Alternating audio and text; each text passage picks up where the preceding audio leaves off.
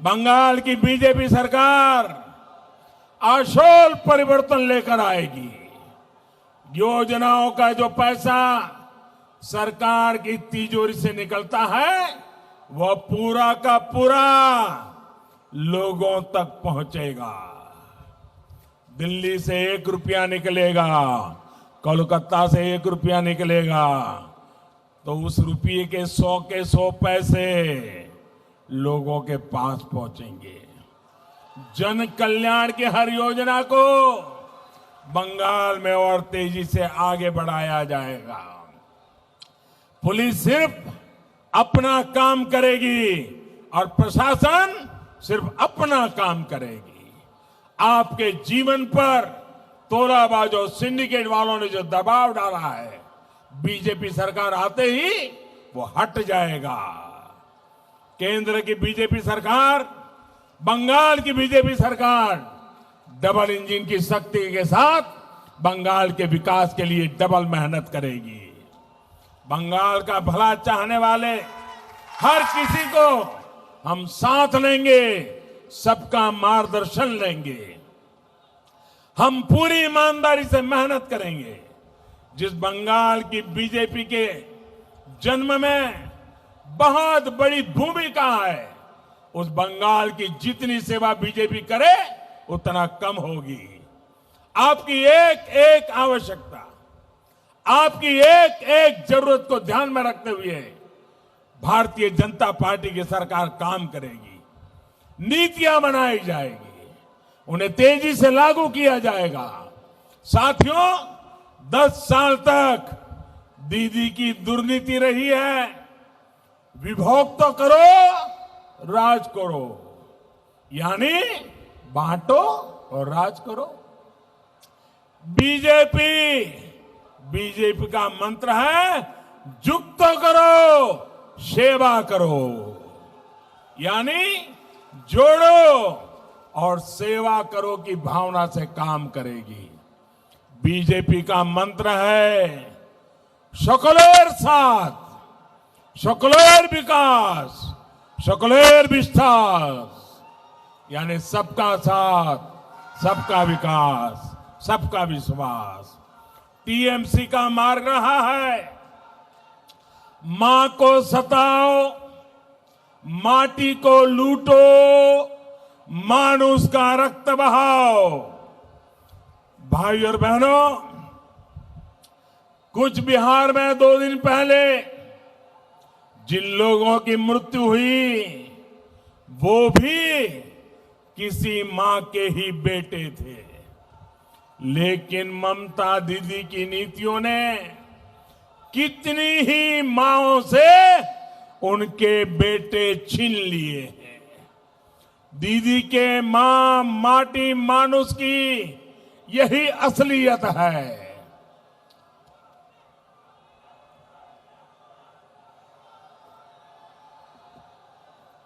साथियों, इसी चुनाव के दौरान हमने शोमा मजमूदार जी को भी खोया है। दीदी के गुंडों ने बुजुर्ग शोभा मजूमदार जी को इतनी बेरहमी से पीटा था कि आज भी वो तस्वीर आंखों से जाती नहीं है। आप किसी मां के सम्मान की बात, दीदी किस मां के सम्मान की बात करती थी? साथियों, आपने देखा पढ़ा होगा कि बिहार के पूर्णिया जिले के गांव में कल एक मां और एक बेटे की चिता साथ में जलाई गई। बहुत हृदय विदारक दृश्य था। मां की मृत्यु अपने बेटे की हत्या के सदमे से हुई थी। कौन था वीर जवान? वो वीर जवान 2 दिन पहले अपने कर्तव्य का पालन करने बंगाल की धरती पर आया था, लेकिन यहां बंगाल में पीट पीट कर उस पुलिस अफसर की हत्या कर दी गई। मां ने जब अपने वीर जवान बेटे का शव देखा तो मां ने भी दम तोड़ दिया। क्या उस पुलिस अफसर की मां दीदी, क्या वो आपके लिए मां नहीं थी? आप इतनी कठोर है, इतनी निर्मम है, इसका अंदाजा बंगाल की किसी मां को कभी नहीं था। साथियों, दीदी की दुर्नीति को यहां पूर्वा वर्धमान के कृषकों ने तो बहुत ज्यादा भुगता है। डॉक्टर श्यामा प्रसाद मुखर्जी और बाबा साहब आंबेडकर जैसे दूरदर्शी नेताओं के प्रयासों से देश को दामोदर घाटी जैसी जल विद्युत परियोजना मिली थी। वो चाहते थे कि वर्धमान के खेत सोना उगले, यहां जगह जगह शिल्प लगे, लेकिन उनका ये सपना आज तक सच नहीं हो पाया है। धान का कटोरा कहा जाने वाला हमारा वर्धमान, यहां के लोग आज मूल सुविधाओं के लिए तरस रहे हैं। आजादी के शुरुआती वर्षों में जो नहरें बनी, उसकी सही देखरेख तक यहां की सरकार नहीं कर पाई। नई नहरें बनाना कभी दीदी की प्राथमिकताओं में ही रहा नहीं। धान पैदा करने वाले किसान हो या आलू कृषक, यहां हर कोई बेहाल है। ना सिंचाई की सही सुविधा है, न पर्याप्त मंडियां है, न स्टोरेज की सुविधा है, और न उपज का उचित दाम मिल पा रहा है। आजकल आलू का सीजन है तो स्थिति और भी बिगड़ रही है। बंगाल में कृषक खेतों में परेशान है। सिर्फ और सिर्फ दीदी का सिंडिकेट यहां खेती से कमा रहा है, कोल्ड स्टोरेज पर एकाधिकार से कमा रहा है। बंगाल में बीजेपी सरकार बनने के बाद ये सभी हालत, मैं आपको वादा करता हूं भाइयों बहनों, ये परिस्थिति सुधारी जाएगी।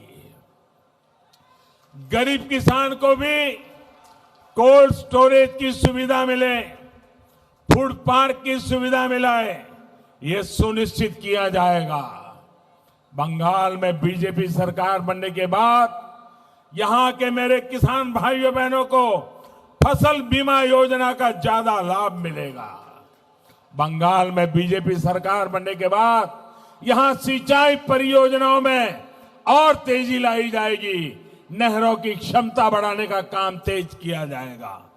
किसानों को सोलर पंप, सौर पंप देने वाली कुसुम योजना हो, किसान क्रेडिट कार्ड योजना हो, ऐसी हर स्कीम बंगाल की डबल इंजन वाली सरकार 2 गुनी शक्ति से लागू करेगी। साथियों, किसानों से दीदी की दुश्मनी का सबसे बड़ा उदाहरण है पीएम किसान सम्मान निधि पर बंगाल में रोक। दीदी, ओ दीदी, जरा ये तो बताओ, आपको किसानों से क्या दुश्मनी है? चलो मोदी से दुश्मनी मान ली, किसानों से क्या दुश्मनी है? अरे बंगाल के हर किसान के बैंक खाते में अगर मोदी सरकार सीधे पैसे जमा कराना चाहती है तो आपको तकलीफ क्या है? आपने ऐसा क्यों किया दीदी? आपके कितने ही छोटे बड़े काम भाइयों बहनों कोरोना काल में इस पैसे से हो जाते हैं। अब बंगाल में 2 मई दीदी गई, जैसे ही दीदी की सरकार जाएगी, प्रधानमंत्री किसान सम्मान योजना को तुरंत लागू किया जाएगा।